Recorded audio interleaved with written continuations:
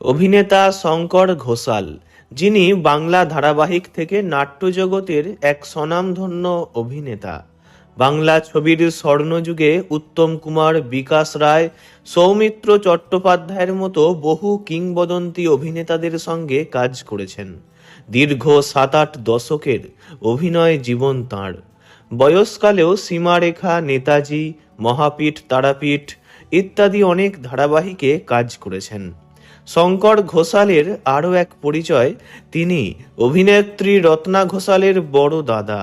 শেষবার তাকে টিভির পর্দায় দেখা গিয়েছিল 2019 থেকে 21 পর্যন্ত চলা সৌদামিনীর সংসার ধারাবাহিকে। তারপর থেকে আর কাজ পাননি অভিনেতা। বহুদিন ধরেই প্রবল অর্থকষ্টের মধ্যে দিয়ে দিন কাটছে তাঁর। কয়েক মাস আগেই তিনি বলেছিলেন, হাতে কাজ নেই, খাবার পয়সা নেই। মাঝে এত খারাপ অবস্থা হয়েছিল যে কয়েকদিন আমি হাতিবাগানের মোড়ে দাঁড়িয়ে হাতও পেতেছি, ভিক্ষা করেছি। জানা গিয়েছিল তখন তিনি নিজের স্ত্রী এবং ছোট নাতিকে নিয়ে থাকেন গৌরী মোড়ের এক জরাজীর্ণ বাড়িতে। কয়েকদিন আগেই একটি ভিডিওতে রত্না ঘোষালের দাদা শঙ্কর ঘোষাল চোখে জল নিয়ে দর্শকদের জানান, সমস্ত টাকা পয়সা শেষ, ব্যাংকে আর কিছুই নেই, কিভাবে দিন কাটাবো আমি নিজেই জানি না। তিনি বলেন, তার ছেলে বৌমা তাকে ঠিকমতো খেতে দেন না, ফোনে ডাকলে সাড়াও পান না। তিনি তার নাতিকে নিয়ে চিন্তায় থাকেন, ঠিকমতো বিদ্যালয়ে যাচ্ছে কিনা, ঠিকমতো বাড়ি ফিরছে কিনা জানতে চান তিনি, কিন্তু কেউই তাকে খবরাখবর দেন না। ছেলে বৌমার সাথে সম্পর্ক আর আগের মতো নেই, তারা অনেক খারাপ ব্যবহার করে, নির্যাতন করে। আর এদিকে টলিপাড়াও তাকে আর অভিনয়ের জন্য ডাকে না, আর বয়সের ভারে এখন শরীরও ভালো যায় না।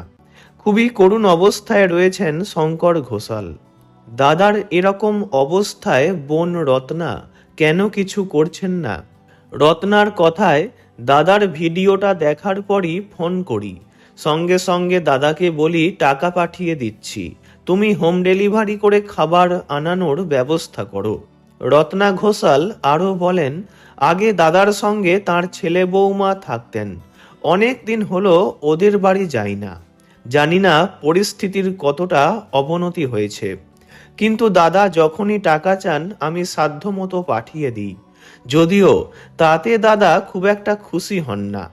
প্রবীণ অভিনেতা দাদার উপর বোনেরও অনেক অভিযোগ রয়েছে। রত্না বলেছেন, দাদারও বুঝে শুনে চলা উচিত। এক সময় টাকা, জমি, বাড়ি সব ছিল, সে সব কিছুই শেষ হয়ে গেছে। দাদা নিজে হাতে এক এক করে সব নষ্ট করেছে। একটু বুঝে শুনে ওকেও চলতে হবে। সত্যি যদি কাজের ইচ্ছা থাকে তাহলে বাড়িতে বসে থাকলে চলবে না, কাজের খোঁজে বেরোতে হবে, কাজ চাইতে হবে। আজকের দিনে নিজ মুখে কাজ না চাইলে কেউ ডেকে এনে কাজ দেয় না। দাদার এমন অবস্থা দেখে আমারও মন খুব খারাপ হয়ে যায়, কিন্তু কতটুকুই বা করতে পারি। ভিডিওটি এইটুকুই।